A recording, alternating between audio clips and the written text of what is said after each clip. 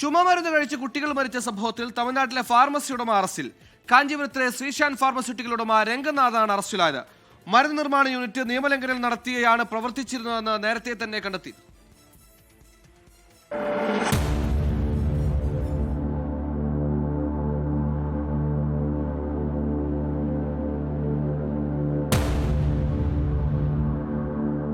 ചുമമരുന്നായ Coldrif cough syrup നിർമ്മിച്ച കാഞ്ചീപുരത്തെ ശ്രീശാൻ pharmaceutical ഉടമ രംഗനാഥനെയാണ് police arrest ചെയ്തത്.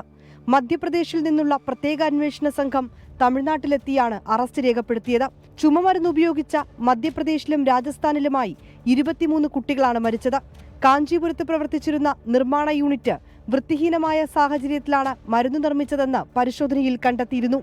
നിയമലംഘനങ്ങൾ നടത്തിയതായും റിപ്പോർട്ടുണ്ട്. പിന്നാലെയാണ് പ്രത്യേക അന്വേഷണ സംഘം ഉടമയെ അറസ്റ്റ് ചെയ്തത്. മരുന്നുകളുടെ പരിശോധന കർശനമാക്കാൻ സംസ്ഥാനങ്ങൾക്ക് DGCI നിർദ്ദേശം നൽകി.